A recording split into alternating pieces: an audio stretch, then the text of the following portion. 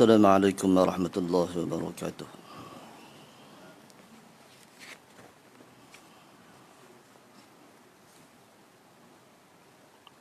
Alhamdulillahil qail iqra bismi rabbikal ladzi khalaq. Khalaqal insana min 'alaq. Iqra wa rabbukal akram. Alladzi 'allama bil qalam. 'Allama al insana ma lam ya'lam. Asyhadu an la ilaha illallah wahdahu la syarika lah. وأشهد أن سيدنا محمدا عبده ورسوله اللهم صل وسلم وبارك على سيدنا محمد وعلى آله وصحبه أجمعين سبحانك لا علم لنا إلا ما علمتنا إنك أنت العليم الحكيم لا حول ولا قوة إلا بالله العلي العظيم رب اشرح لي صدري ويسر لي أمري واحلل عقدة من لساني يفقهوا قولي اللهم انفعنا بما علمتنا وارزقنا فهم النبيين وحفظ المرسلين وإلهام الملائكة المقربين برحمتك يا أرحم الراحمين.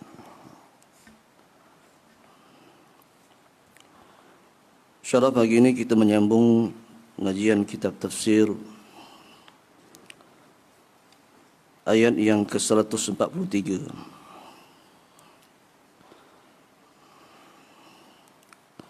Suratul A'raf ayat 143 ke surat 73. A'udzu billahi minasyaitonir rajim. Bismillahirrahmanirrahim.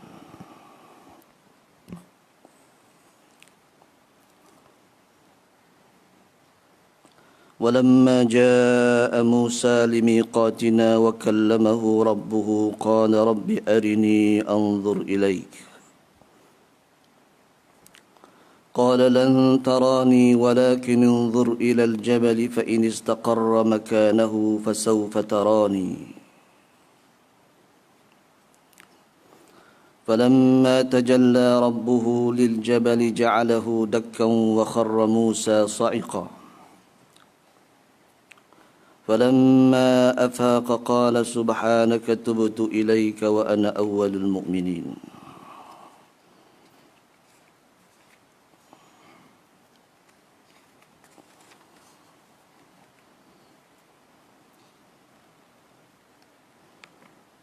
قال يا موسى إني اصطفيتك على الناس برسالاتي وبكلامي فخذ ما آتيتك وكن من الشاكرين. صدق الله العظيم.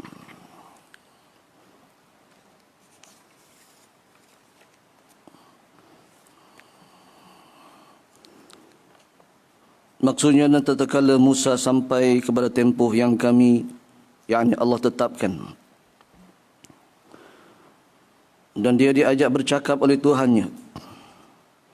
Musa berkata, Tuhanku, perlihatkanlah dirimu kepadaku, supaya dapat aku memandang kepadamu. Allah berkata, tidak mungkin engkau dapat melihat aku, tetapi engkau pandanglah gunung itu, maka sekiranya dia tetap di tempatnya, nanti engkau dapat melihat aku.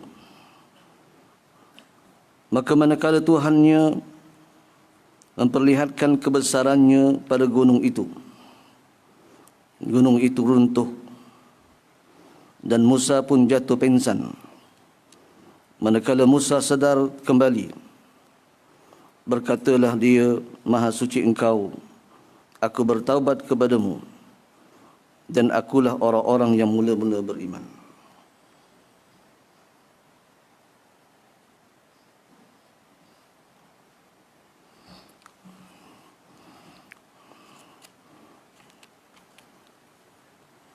Ayat ini telah pun kita bacakan dahulu. Cuma huraiannya tidak dibaca. Jadi kita terus kepada huraian yang disebut dalam kitab ini.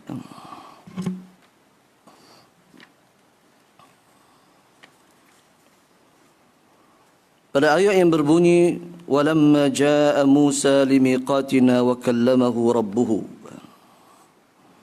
Maksudnya, dan tatkala Musa sampai kepada tempoh yang kami Allah tetapkan, dan dia diajak bercakap oleh Tuhannya.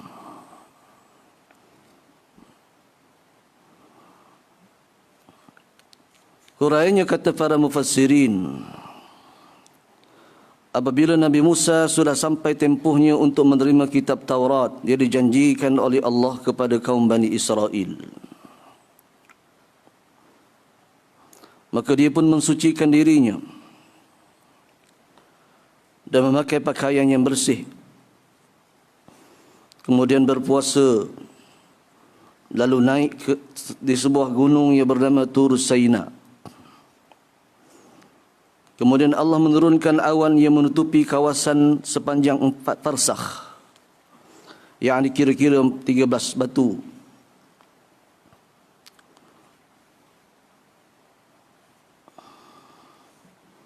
Dikeliling gunung itu, dan Allah Ta'ala menghalau syaitan-syaitan dan binatang-binatang bumi dari sekitarnya, lalu menyingkirkan malaikat-malaikat yang menjaga gunung. Kemudian tersingkaplah langit sehingga Nabi Musa dapat melihat para malaikat sedang berdiri di angkasa, dan jelaslah dilihatnya Arash, lalu didekatkan oleh Tuhannya sehingga dapat pula mendengar bunyi desiran qalam yang ditulis di atas luhul mahluh, yakni lembaran kitab.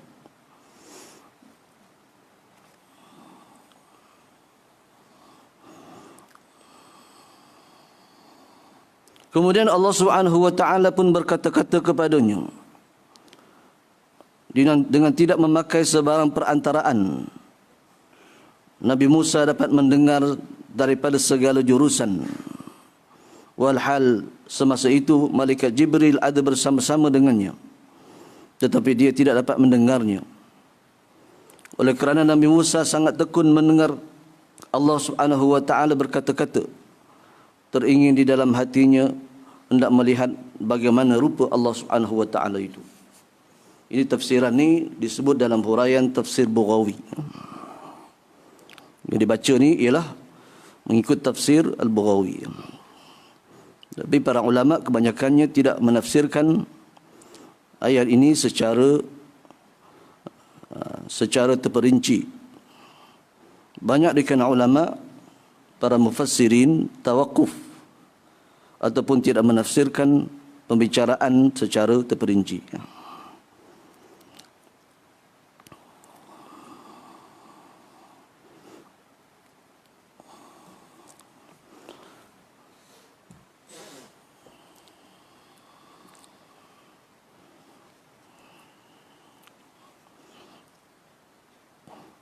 Adapun yang mendengar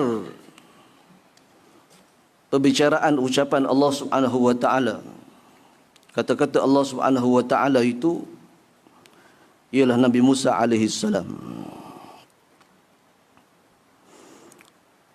Dalam tafsir Al-Munir menyebutkan bahawa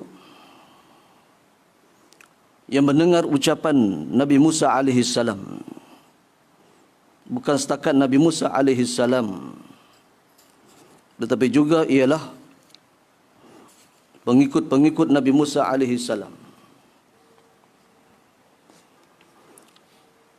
Kerana Allah Subhanahu wa taala telah menjadikan pengikut Nabi Musa alaihi salam itu seramai 40 orang.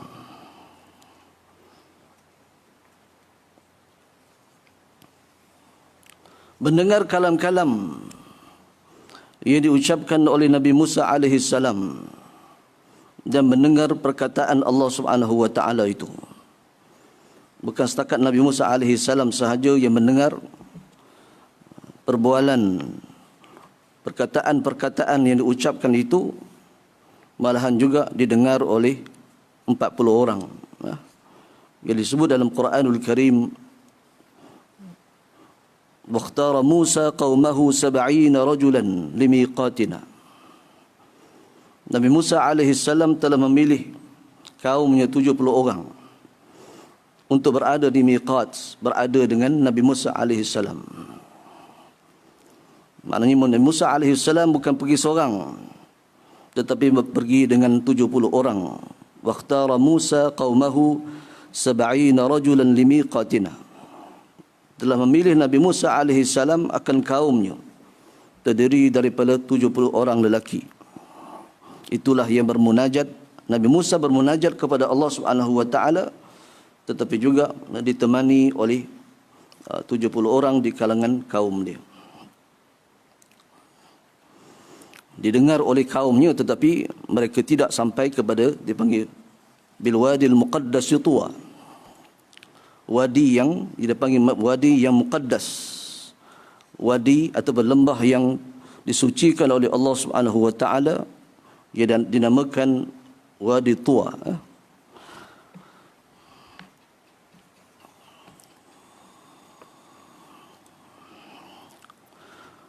Di dalam tafsir Hasyiah Jamal ala Jalilain disebutkan bahawa Nabi Musa diajak bercakap oleh Tuhannya tepat pada hari Khamis, iaitu pada hari Arafah. Ini mengikut tafsir Jamal, Hasyiah Al-Jalalain. Tafsir Jamal, makna tafsir Jalalain dia ada hasyiah, iaitu tafsir Jamal. Dan dia diberi kitab Taurat pada subuh hari Jumaat, yakni hari Nahar, hari raya korban.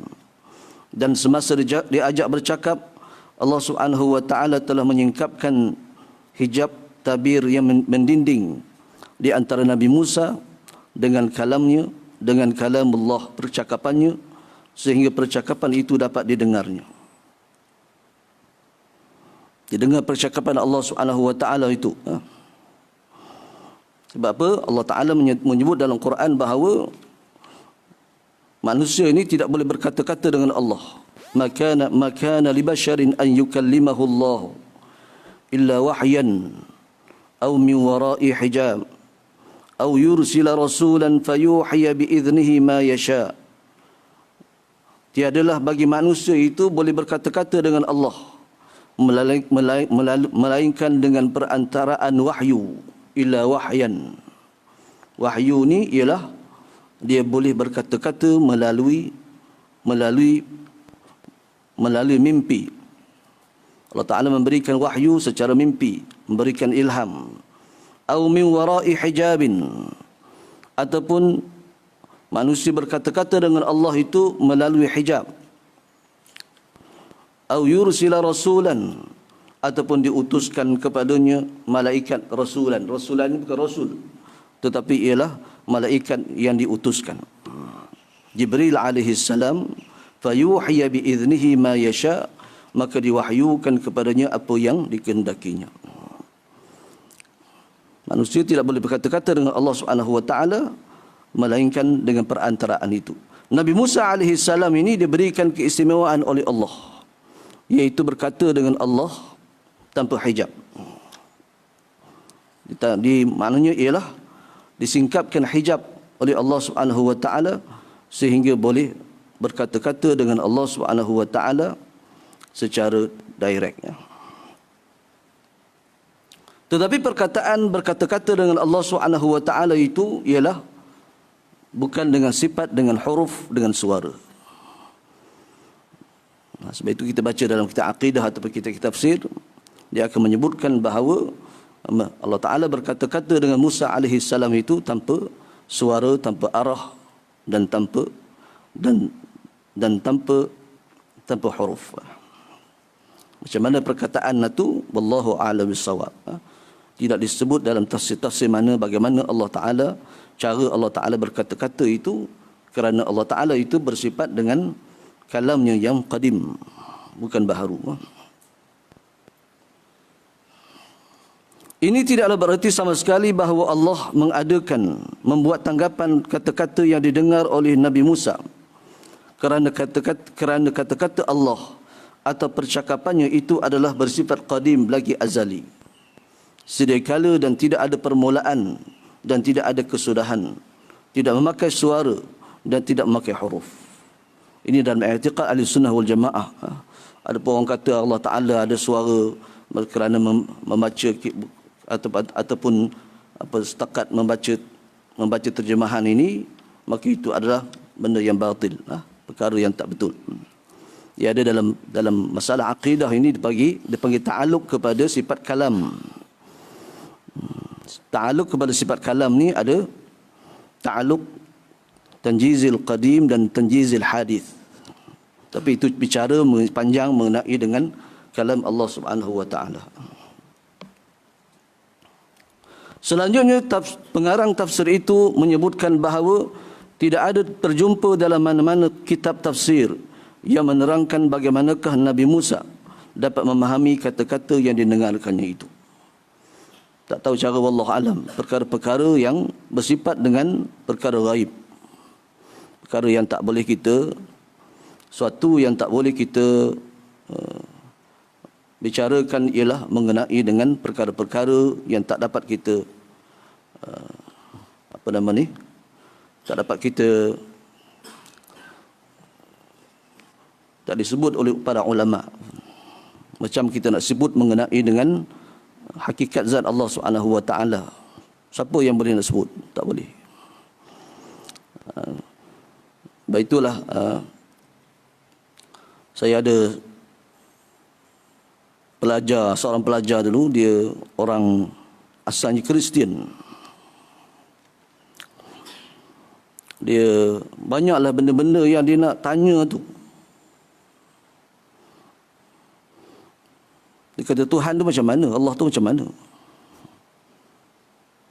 Saya beranalogi macam ni. Saya kata kamu yakin tak bahawa ada warna selain daripada kamu lihat ni? Kita lihat warna kuning, warna apa semua. Nampak tak? Warna apa lagi, coklat ke warna apalah. Warna-warna atas dunia ni kita nampak kan? Kamu percaya tak ada warna selain daripada warna yang atas dunia ni? Dia kata boleh ada juga kemungkinan berlaku ada warna lain. Tapi macam mana kita nak gambarkan warna tu? Tak boleh gambar. Ada congok macam mana pun tak boleh nak gambar warna macam mana. Sebab manusia ini hanyalah melihat perkara yang dia boleh tasawur, boleh gambar, itu suatu yang dilihat, yang dirasa.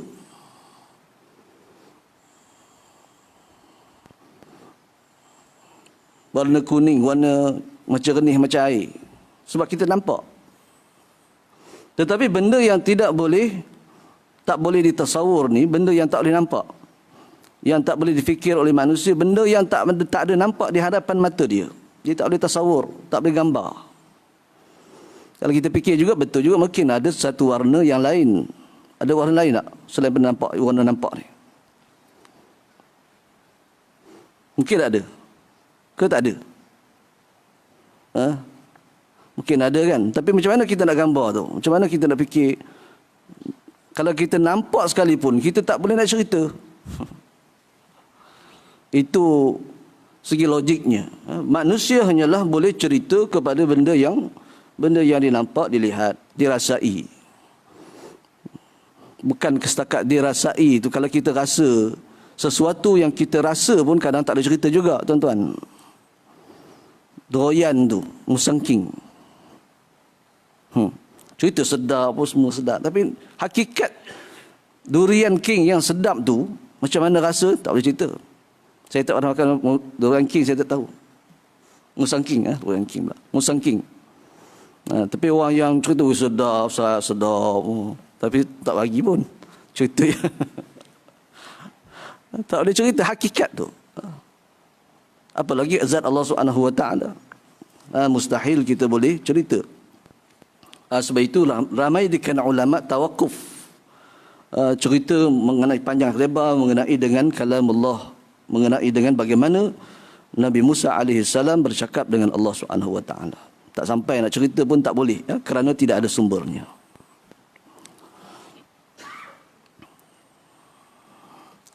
Kemudian qala rabbi arini anzur ilaik. Musa berkata, Tuhanku, perlihatkan dirimu kepadaku supaya aku dapat memandang kepadamu. Ini ayat ni ialah setelah Nabi Musa AS berkata-kata dengan Allah Subhanahu wa taala, lalu datanglah rasa kerinduannya untuk melihat Allah Subhanahu wa taala. Yakni oleh kerana tersangat asyik mendengar percakapan Allah, maka inginlah Nabi Musa hendak melihat bagaimana pula agaknya rupa Allah itu. Sehingga terkeluarlah kata-kata dari mulutnya seperti yang tersebut dalam ayat ini. Sebenarnya dia menuturkan kata-kata yang seperti itu didorongkan oleh keinginan hatinya yang meluap-luap, yang tidak dapat ditahan-tahan, dengan menyangka bahawa Allah Subhanahu wa taala mungkin dapat dilihat di dunia ini. Apa yang disangkakannya itu sebenarnya adalah salah.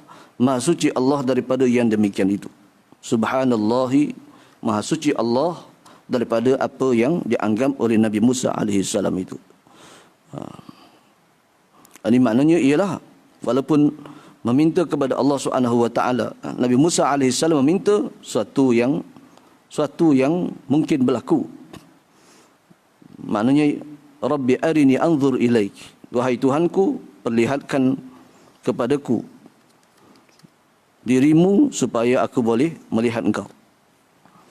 Sebab itu para ulama menyebutkan bahawa Allah boleh dilihat, tetapi bukan dilihat di atas dunia. Kalau sekiranya Allah Ta'ala tidak boleh dilihat, nescaya Nabi Musa AS dia tak minta kepada Allah untuk melihat. Bila Nabi Musa AS meminta kepada Allah supaya melihat zatnya, maka sudah tentulah Nabi Musa meminta itu suatu yang boleh berlaku, yang tidak mustahil. Ini disebut sebagai melihat Allah Subhanahu wa taala itu adalah berlaku secara syarak dan secara adat. Sebab nabi-nabi ini dia meminta kepada Allah itu suatu yang diminta itu benda yang bukan mustahil. Kerana dia tahu hakikat Allah Subhanahu wa taala bagaimana. Maknanya mengetahui akan rahsia-rahsia ketuhanan, dia tahu. Sebab itu Nabi Musa AS meminta kepada Allah Subhanahu wa taala, meminta itu ialah suatu yang boleh berlaku. Cumanya Nabi Musa AS tu meminta di atas dunia. Maka sebab itulah tafsiran dalam ayat ni Allah Ta'ala menyebutkan qala lan tarani. Allah Ta'ala mengatakan lan tarani, kamu tidak akan melihat aku. Maknanya melihat itu ialah melihat di atas dunia. Kita baca tu balik. Kata As-Suddi, manakala Allah mengajak Musa AS bercakap, datanglah iblis yang celaka lalu masuk ke dalam bumi. Kemudian dia keluar daripada celah kedua kaki Nabi Musa lalu menggodanya dengan membisik bahawa yang mengajak bercakap kepadamu itu ialah syaitan. Maka pada ketika itu Nabi Musa pun bermohon kepada Allah Subhanahu wa taala. Ini kerja syaitan juga. Ini kata As-Suddi dalam juga disebut dalam tafsir Al-Bughawi, ya. Rabbi arini anzur ilaik, Tuhanku, perhatikanlah dirimu kepada aku supaya aku dapat memandang kepadamu. Qala lan tarani, Allah berkata tidak mungkin engkau dapat melihat aku. Sebab lan itu dalam bahasa Arab ialah ta'bid. Lan itu nafi di ta'bid, menafikan untuk selama-lamanya. Tetapi selama-lama itu para ulama menyebutkan bahawa lan itu walaupun menafikan selama, tetapi menafikan selama mana berada di atas dunia, tetapi tidak di akhirat. Kerana akhirat dilihat Allah Subhanahu wa taala itu sabit dengan nas secara mutawatir, hadis yang mutawatir, dan disabit dengan nas daripada Al-Quran Al-Karim.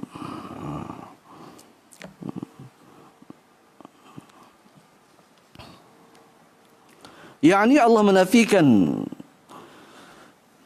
iaitu tidak seorang pun yang dapat melihat Allah selagi manusia itu masih berada di dunia.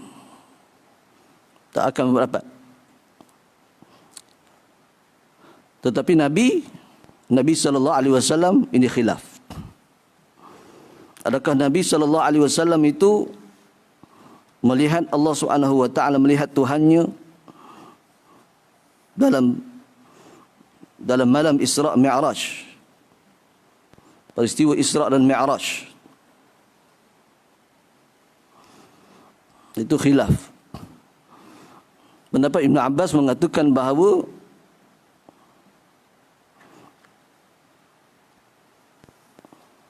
dia melihat, Allah Ta'ala melihat Tuhan dia. Pendapat Aisyah menyatakan bahawa Nabi SAW tidak melihat Allah, tetapi melihat cahaya sahaja. Ra'aitu nuran, aku melihat cahaya. Adapun ayat yang menyatakan ma kadzabal fuadu ma ra'a, tiadalah mendustakan, ma kadzabal fuad, tiadalah mendustakan hati apa yang Nabi lihat. Itu merujuk kepada tafsirannya ialah merujuk kepada hati Nabi sallallahu alaihi wasallam.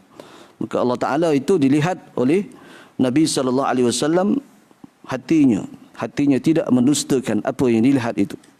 Yakni melihat Allah Subhanahu wa taala itu melalui hati, bukan melalui secara zahir. Dia maknanya dua pendapat ulama menyatakan bahawa adakah Allah Ta'ala, Nabi SAW itu melihat Tuhannya pada malam Isra' dan Mi'raj. Maka itu ada dua pendapat. Aisyah menafikan sehingga mengatakan man haddatha anna Rasulullah sallallahu alaihi wasallam ra'a rabbahu lailatal Isra' faqad kadzab. Siapa yang mengatakan bahawa Allah Ta'ala, bahawa Nabi SAW melihat Tuhannya pada malam Isra', maka sesungguhnya dia berdusta. Itu pendapat Aisyah. Jadi ada dua pendapat. Tetapi yang rajih di kalangan, di antara dua pendapat ini ialah bahawa Nabi SAW tidak melihat Allah Subhanahu wa taala secara zatnya, melihat secara zat Allah Subhanahu wa taala, tetapi melihat nur, cahaya. Inni ra'aitu nuran, aku melihat cahaya, hijab daripada Allah Subhanahu wa taala. Bukan maknanya Allah Taala itu cahaya. Akan menunjukkan Allah Taala itu, jadi silap fahamlah, Allah Taala itu cahaya, bukan. Allah Taala bukan berjisim sebagainya, bukan cahaya, bukan apa, tapi hakikat zat Allah Taala itu tidak diketahui oleh manusia.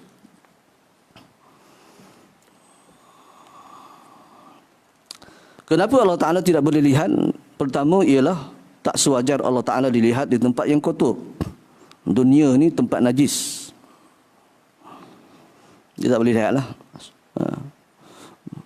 Allah Ta'ala boleh dilihat di tempat yang mulia, dalam syurga Allah Subhanahu wa Ta'ala. Yang kedua ialah manusia tidak boleh melihat Tuhannya, tidak ada kesanggupannya. Sebab itu dalam ayat ni kita akan baca, Nabi Musa berinsan, falamma tajalla rabbuhu lil jabali ja'alahu dakka. Tatkala Allah Ta'ala memperlihatkan kebesarannya di gunung, maka gunung menjadi rata, hancur, ganap gunung. Gunung pun tak boleh nak merasai kebesaran Allah Subhanahu wa taala. Apalagi manusia nak lihat Allah Subhanahu wa taala di atas dunia, tak boleh. Tetapi di akhirat diberikan kekuatan oleh Allah Subhanahu wa taala melihat Allah Subhanahu wa taala. Boleh melihat Allah. Macam kita lah. Allah Ta'ala di akhirat, alam akhirat tu alam lain. Manusia diberikan kekuatan luar biasa. Sebab itu di pada mahsyar, daripada mahsyar, kita duduk di pada mahsyar. Sebagian ulama menyebutkan 550,000 tahun. Tanpa makan, tanpa minum. Duduk diri tu. Diri, tunggu bila perbicaraan. Kita 2 hari duduk. Bukan duduk, tak makan, mati ya.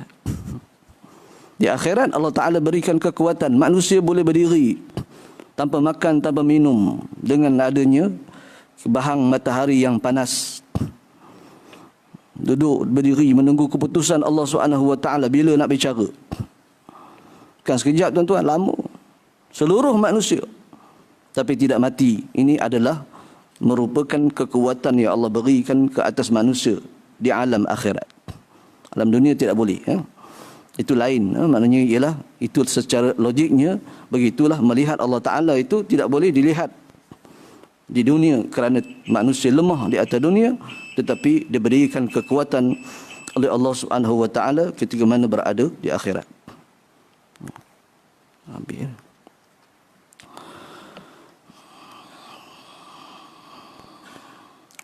Yani Allah menafikan, iaitu tidak seorang pun yang dapat melihat Allah selagi manusia itu masih berada di dunia. Bahkan tidak sanggup manusia itu memandangnya. Siapa yang memandangnya di dunia nescaya akan mati. Tak boleh. Ya. Iyalah. Tuan-tuan boleh tengok di matahari tak? Matahari. Pandang matahari boleh? Matahari dengan pacak tu kita pandang. Matahari pun tak boleh pandang, tuan-tuan. Matahari pun tak boleh nak pandang. Itu makhluk. Itu matahari jauh tu.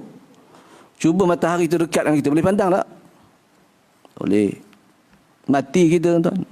Itu baru makhluk. Allah Ta'ala ciptakan satu makhluk yang sangat ajaib. Matahari itu cahayanya terlalu terang menderang. Sehingga cahaya itu boleh ditransfer kepada bulan. Dihantar bulan pula bercahaya. Namun bulan tak ada bercahaya. Matahari saja bercahaya. Tapi cahaya itu boleh pantul sampai kita nampak bulan. Matahari itu yang jauh boleh menerangi alam. Bagaimana cahaya cerah tak cerah. Tak pernah padam lah tu. Kalau padam sekat gerhana tu sebab dia tutup. Bukan dia terpadam. Dan kita pelik matahari ini, satu yang pelik ialah dalam sistem suria. Alam ini ialah semua objek akan mengelilingi matahari. Planet. Sistem suria. Dan matahari ialah satu benda yang tidak ada, yang ada api, bercahaya dan panas, haba. Walaupun dia panas, dia tidak membakar diri dia. Dan tidak ada kayu api dia, bahan bakaran tak ada. Selalunya kalau benda yang terbakar, dia ada bahan bakaran. Tapi matahari tidak. Dia membakar dirinya, tidak menghanguskan dirinya, tetapi memberi cahaya kepada orang lain. Tidak ada bahan bakaran. Itu keajaiban Allah Subhanahu wa taala menjadikan matahari. Macam itulah logiknya kalau kita fikir pun, makhluk pun kita tak dapat nak bertemu, melihat. Bagaimana Allah Subhanahu wa taala kita boleh melihat? Tak boleh. Ada pertelingkahan pendapat mengenai melihat Allah yang diterangkan dalam kitab-kitab tafsir. Ada yang berpendapat bahawa Allah itu mustahil dapat dilihat. Mustahil dapat dilihat. Mereka yang mengatakan demikian ialah daripada golongan Khawarij, Mu'tazilah dan sebahagian Murji'ah. Ini pendapat yang terkeluar daripada Ahli Sunnah wal Jamaah. Golongan Khawarij, Mu'tazilah ni keluar daripada Ahli Sunnah wal Jamaah. Mereka mengatakan bahawa Allah Ta'ala tak dapat dilihat. Sama sekali tak dapat dilihat. Sama ada di dunia atau di akhirat. Pendapat ini bersandarkan kepada dengan mengambil dalil daripada ayat yang berbunyi lan tarani. Lan, kerana lafaz lan di sini ialah yufidut ta'bid wad dawam. Ta'bid ni selama-lamanya. Maknanya ialah lan ni tidak akan dilihat sama sekali. Menafikan itu sampai selama-lamanya. Tak dapat dilihat selama-lamanya. Jelasnya Allah tidak akan dapat dilihat oleh sesiapa pun selama-lamanya dan sampai bila-bila masa. Itu maknanya diambil perkataan ini juga. Dalilnya Quran juga, lan tarani. Kamu tak akan melihat aku. Pendapat ini telah ditolak kebenarannya oleh golongan Ahli Sunnah wal Jamaah, di mana golongan Ahli Sunnah wal Jamaah itu berpendapat bahawa melihat Allah tidak mustahil. Bahkan harus. Sebab Allah Ta'ala menyebut dalam Quran, wujuhun yawma idzin nadhirah ila rabbiha nadhirah. Wajah orang beriman pada masa itu bercahaya, berseri-seri, nadhirah ila rabbiha nadhirah, kerana memandang kepada Tuhannya. Memandang kepada Allah Ta'ala itu menyebabkan wajah orang-orang yang beriman itu berseri-seri. Menunjukkan ayat ini ialah menunjukkan bahawa Allah Ta'ala itu boleh dilihat secara sarih di dalam nas Al-Quranul Karim. Hadis pun disebut mengenai dengan perkara itu.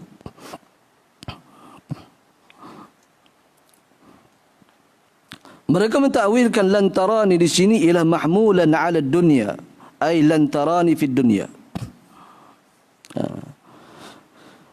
Maknanya ialah ditakwilkan kepada dunia, melihat di atas dunia, bukan melihat di akhirat. Jelasnya Allah itu tidak mungkin, tidak dapat dilihatnya hanya sementara di dunia sahaja, dan kemungkinan melihatnya itu tidak dinafikan oleh Allah sama sekali, sebab nas yang menafikannya pun tidak ada. Nas mensabitkannya ada, nas menafikannya tidak ada. Hadis yang disebut mengenai dengan melihat Allah Ta'ala itu disebut dalam nas-nas yang mutawatir. Sedangkan kemungkinan melihat Allah itu adalah berdalilkan nas daripada lanjutan ayat ini, dan juga berdalilkan hadis yang sahih yang menyatakan bahawasanya orang-orang mukmin itu akan dapat melihat Tuhan mereka di akhirat. Panjang ni tuan-tuan. Habis macam mana ni? Yang itu dah tak habis lah. Walakin inzur ila al-jabali fa in istaqarra makanahu fasawfa tarani. Maksudnya, dan tetapi engkau pandanglah gunung itu. Sekiranya dia tetap di tempatnya, nescaya engkau akan dapat melihat aku. Ya Allah Ta'ala kata, lihat gunung. Unzur ila al-jabal. Lihat gunung itu. Fa in istaqarra, sekiranya dia tetap. Sekiranya dia tidak hancur berkecai, fasawfa tarani, maka kamu akan melihat aku. Tapi apa yang berlaku ialah gunung itu berkecai. Maknanya Allah Ta'ala mentajalli, ya? Mentajalli, bukan mentajalli zatnya secara khusus, tetapi para ulama menyebutkan hanyalah mentajalli kekuatan ataupun mentajalli cahaya yang menunjukkan kebesaran Allah Subhanahu wa taala ke atas gunung. Cahaya itu sebesar kelingking. Disebut dalam hadis khinsir, biqadril khinsir, dengan kadar khinsir, kelingking je. Semana kelingking itu pun tak boleh nak menerima cahaya itu, akhirnya hancur berkecai.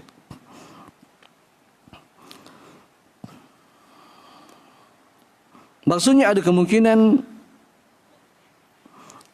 bagi engkau ya Musa melihat aku nanti, jika sekiranya engkau sanggup mempertahankan diri kerana punya kekuatan sekuat gunung itu. Cubalah engkau pandang gunung itu, nanti aku akan memperlihatkan diriku kepadanya. Sekiranya gunung itu masih tetap tegap di tempatnya, semasa aku memperlihatkan diriku kepadanya, nescaya dia tidak akan runtuh dan binasa. Tetapi jika gunung itu runtuh dan binasa, bererti dia tidak berdaya mempertahankan dirinya untuk melihat aku. Ini kan pula engkau yang lebih lemah dan lebih kecil dari gunung itu.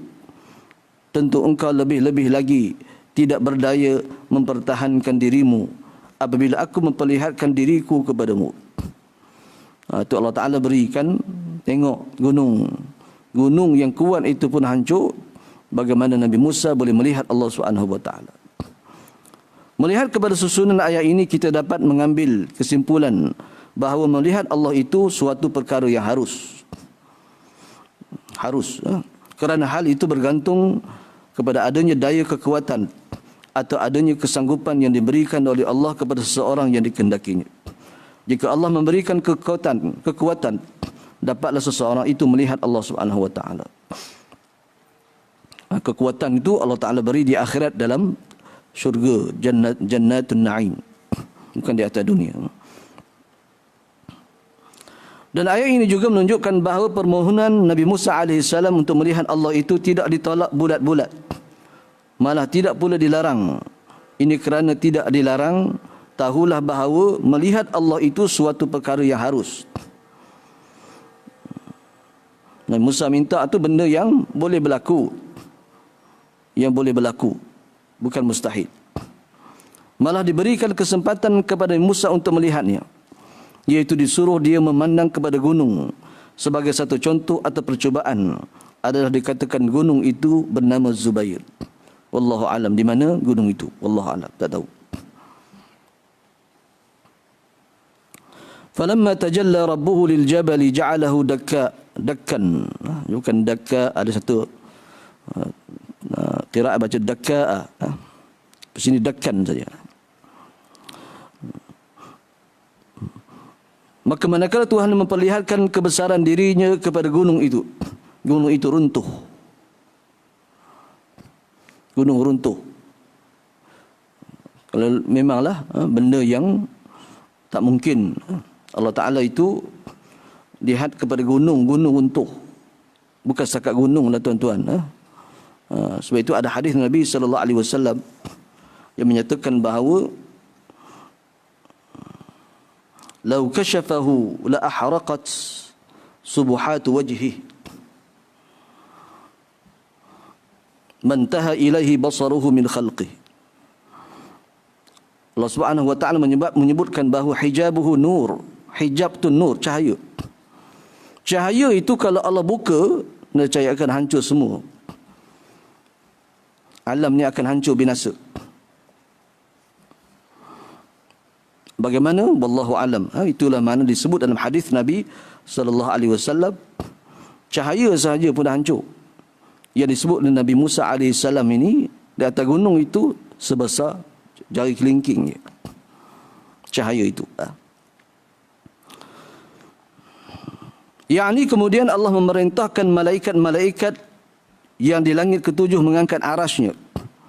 Apabila nur atau cahaya arash yang menandakan kebesaran dirinya diperlihatkan kepada gunung itu, tiba-tiba gunung itu menjadi runtuh sehingga rata di atas tanah disebabkan dia tidak berdaya mempertahankan dirinya berhadapan dengan kebesaran Allah, kebesaran Tuhan. Walhal cahaya yang diperlihatkan itu hanyalah sedikit sahaja, iaitu besarnya kira-kira separuh keratan tulang jari kelingking. Kelingking pun tak habis, separuh je.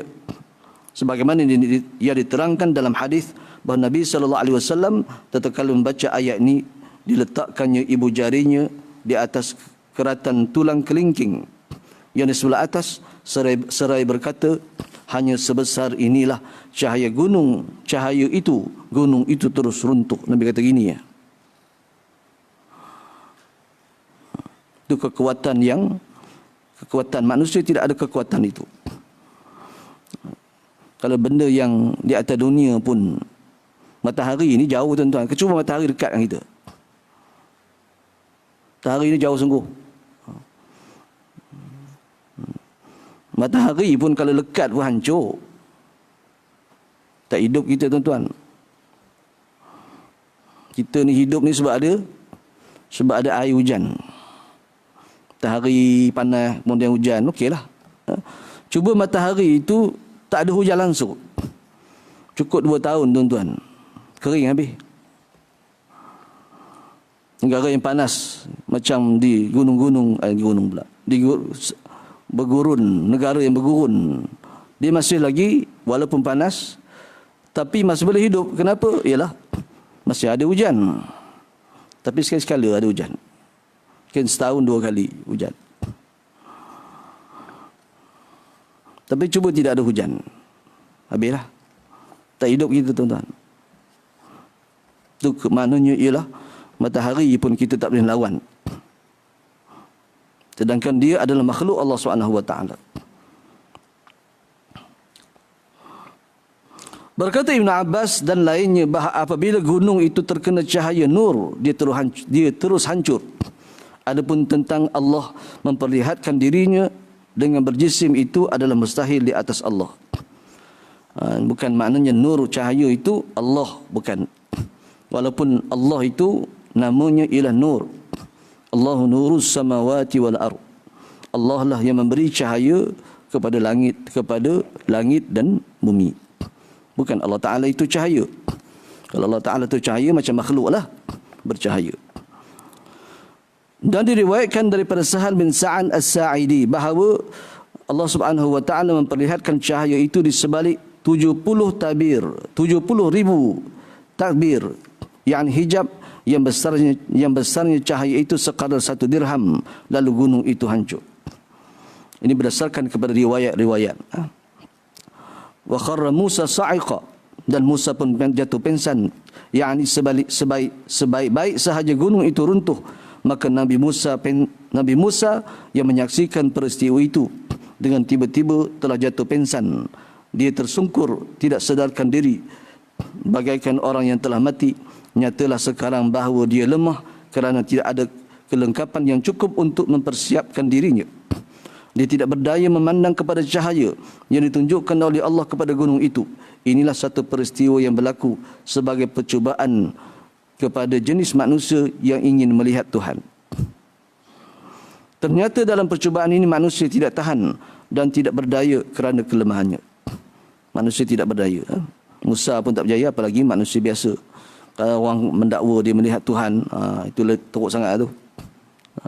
Tetapi melihat Tuhan melalui hati itu berlaku di kalangan para ulama dan sebagainya, berlaku.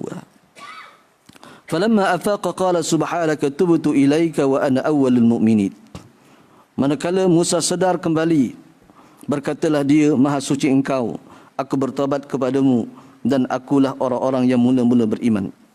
Yakni tidak beberapa lama selepas Nabi Musa AS telah sedar, akalnya telah siuman seperti sedia kala.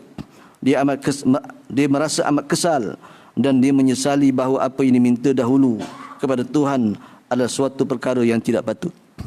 Tak patut nak minta Allah Ta'ala, minta dijelmakan zat Allah Ta'ala, dilihat.